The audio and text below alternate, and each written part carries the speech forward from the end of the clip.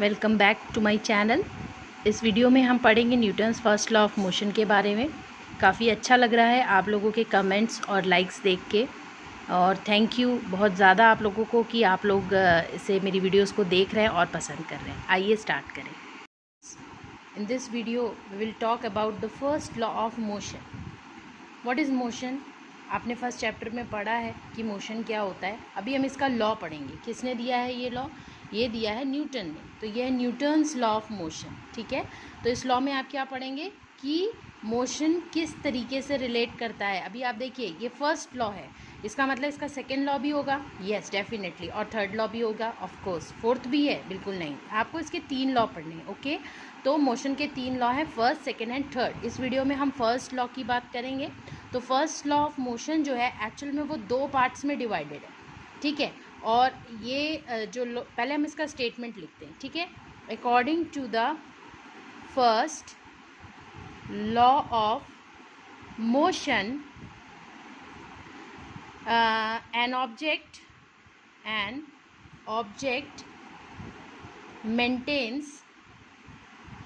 maintains its state of rest or of uniform motion unless compelled by some external force। ठीक है, तो इस law में क्या बोल रहे हैं कि एक ऑब्जेक्ट जो है वो अपना स्टेट को मेंटेन रखता है। कौन सी स्टेट को? स्टेट ऑफ रेस्ट और the state of uniform motion. तो यानी कि इस लॉ के 2 पार्ट हो गए। पहला पार्ट ये बोल रहा है कि अगर कोई ऑब्जेक्ट रेस्ट में है तो वो उसी रेस्टिंग पोजीशन पे रहेगी। फॉर एग्जांपल, अगर आपने कोई ग्लास है या कोई कप है कहीं पर रखा हुआ है तो वो उसी पोजीशन पे रहेगा, वहीं रहेगा, वो अपने आप से मूव नहीं करेगा। और इसका दूसरा पार्ट ये कह रहा है कि अगर कोई यूनिफॉर्म मोशन में यानी कोई मूव कर रहा है तो वो वैसे ही मूव करता रहेगा। कब तक? जब तक कि उसके ऊपर कोई एक्सटर्नल फोर्स अप्लाइड नहीं किया गया है। जैसे कि आपका पंखा, फैन आपने ऑन कर रखा है और वो मूव कर रहा है। ठीक है, तो वो तब तक मूव करता रहेगा जब तक कि आप कोई एक्सटर्नल फोर्स अप्लाई करके उस स्विच को ना बंद करें जिससे ये ऑपरेट हो रहा है। या फिर आप देखिए, आप लोगों की मम्मियाँ जो होती है ना, इस लॉ को बहुत पहले से जानती थी। मम्मियाँ क्या, मम्मी की मम्मियाँ भी बहुत पहले के समय में ऐसा होता था कि भैया एक फ्रिज है और फ्रिज के अंदर मिठाई रखी हुई हैं बहुत सारी, और अचानक से सारी मिठाइयाँ गायब हो जाती थी। तो मम्मी क्या बोलती थी कि भैया ये मिठाई कहाँ गायब हो गई, किसने खाया? क्योंकि मम्मी को पता है कि if an object is in motion it will remain in motion, and if it is in resting position it will in resting position until and unless an external force is applied to change its motion of rest or movement। तो यानी मिठाई जहाँ रखी है वो वहीं रहेगी जब तक कि कोई और उसे हाथ से नहीं उठाता है। यानी किसी ने तो उठाई, तो किसने उठाई? Question mark. ठीक है, तो यही फर्स्ट लॉ ऑफ मोशन है। वेरी सिंपल कि according to the first law of motion an object will remain in motion, or if an object is rest will remain in rest until an external force is applied to change its position of motion or rest। बस इतना सही आपका first law of motion है। अब यहाँ पर first law of motion से एक चीज़ सामने आती है जिसको हम बोलते हैं इनर्शिया। तो वो क्या चीज़ है जिसकी वजह से कोई ऑब्जेक्ट अगर मूवमेंट में है तो वो मूव करता रहता है, या फिर कोई ऑब्जेक्ट अगर रेस्टिंग पोजीशन पे है तो वो रेस्टिंग पोजीशन पे ही रहता है। ऐसी क्या चीज़ है? तो इसको हम क्या बोलते हैं? इनर्शिया। तो इनर्शिया एक्चुअल में होता क्या है आप लिख सकते हैं, the tendency of undisturbed objects to stay at rest और to keep moving with the same velocity is known as the inertia. अब आप देखिए कि एक आपके पास कार है। ठीक है, ये आपकी कार है, टॉय कार है, बहुत छोटी सी, ये इसकी खिड़की बना देते हैं हम।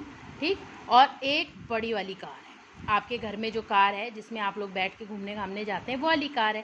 ठीक, अब आप ये बताइए कि अगर ये तो वैन बना दी मैंने, ठीक है, अब आपको इसमें मूवमेंट करवाना है तो आप आसानी से कौन सी कार को मूव करा सकते हैं? कार ए और car B. Definitely your answer is car A. क्यों? क्योंकि भाई ये तो टॉय कार है, छोटी सी कार है, हम तो इसे हल्का सा पुश करेंगे तो ये मूव करेगी, लेकिन ये तो हैवी कार है, बहुत बड़ी है और हम इसे इतनी आसानी से हिला नहीं सकते हैं, है ना। तो यानी कि इसका इनर्शिया बहुत कम है और इसका इनर्शिया बहुत ज़्यादा है। क्यों? क्योंकि इसका मास कम है और इसका मास ज़्यादा है। तो जनरली इनर्शिया जो है, अगर हैवी ऑब्जेक्ट है तो उसका इनर्शिया भी ज़्यादा होता है, और अगर लाइट ऑब्जेक्ट है तो उसका इनर्शिया भी कम होता है। ठीक है, तो अगर ये मूव कर रहा है तो इसको रोकना भी मुश्किल होगा, और अगर ये रेस्टिंग पोजीशन पे है तो इसको मूव कराना भी मुश्किल होगा, क्योंकि इसका इनर्शिया बहुत ज़्यादा है। तो इस तरीके से ये क्वेश्चंस भी एग्ज़ाम में पूछा जाता है। अभी इनर्शिया के ऊपर कुछ क्वेश्चंस एग्ज़ाम में आते हैं, जैसे कि आता है आपका, कोई गाड़ी है, अगर गाड़ी चल रही है और अचानक से वो रुक जाती है, या फिर रुकी हुई है अचानक से वो चलने लग जाती है, तो जो पैसेंजर उसके अंदर बैठे हुए उन्हें जर्क फील होता है। ऐसा क्यों होता है? तो इस तरीके के क्वेश्चंस के आंसर आप दे पाएंगे जब आप इनर्शिया को बहुत ही अच्छे से समझ सकते हैं।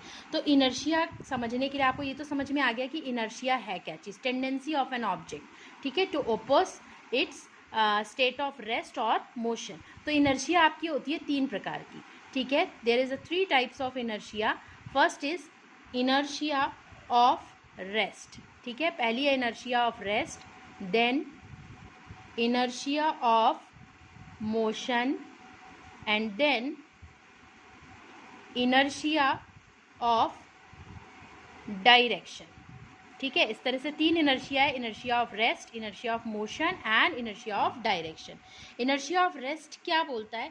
इनर्शिया ऑफ रेस्ट ऐसा बोलता है कि भैया अगर वो रुका हुआ है तो वो रुका रहना चाहता है, वो मूव नहीं करना चाहता है। इनर्शिया ऑफ मोशन ऐसा बोलता है कि अगर वो मूवमेंट कर रहा है तो वो मूव ही करते रहना चाहता है, रुकना नहीं चाहता है। और इनर्शिया ऑफ डायरेक्शन ये बोलता है कि अपने डायरेक्शन के चेंज को अपोज करता है, यानी अगर वो वेस्ट में जा रहा है तो वो वेस्ट में ही जाते रहना चाह रहा है, ईस्ट में जा रहा है तो वो ईस्ट में ही जाते रहना चाह रहा है। तो इस तरह से ये 3 इनर्शिया होती हैं। अब मैं एक एग्जाम्पल आपको देती हूँ, आप फील करिए। ठीक है, आप लोग ये एक सीट है, ये कार में बनी हुई है, बस में बनी हुई है ये सीट, और आप इसमें बैठे हुए हो। ठीक है, बस रुकी हुई है तो आप अचानक जब बस चलना स्टार्ट होती है तो क्या होता है, आप पीछे की तरफ को गिरते हो, आपको पीछे की तरफ जर्क लगता है। ऐसा क्यों होता है? आप देखिए, आपका बॉडी का जो पार्ट है उसमें जो आपका लोअर बॉडी पार्ट है वो नीचे कार के या बस के कांटेक्ट में है। तो क्या होता है, जब बस रेस्टिंग पोजीशन पे है तो आपकी पूरी बॉडी रेस्टिंग पोजीशन में, including upper and lower part. लेकिन जब मूवमेंट में आ जाती है ये बस, तो आपका लोअर पार्ट तो इस बस के साथ मूव करने लगता है, लेकिन जो ये अपर पार्ट है वो अभी भी रेस्टिंग पोजीशन पे रहना चाहता है। ठीक है, रेस्टिंग पोजीशन पे रहना चाहता है तो क्या होता है, लोअर पार्ट तो मूव करने लगता है बस के साथ, लेकिन ये उधर ही रहता है, तो ये पीछे की तरफ को गिर जाता है। ठीक है, अब भैया कट के आगे पीछे तो हो नहीं सकता, पूरा बॉडी तो एक साथ ही आपका लगा हुआ है। इस तरीके से बहुत सारे क्वेश्चंस इनर्शिया पे आते हैं। तो अगली वीडियो में हम और ज़्यादा डिस्कस करेंगे मोशन के बारे में और इनर्शिया के बारे में। Till then please like, share and subscribe my channel. Thanks for watching.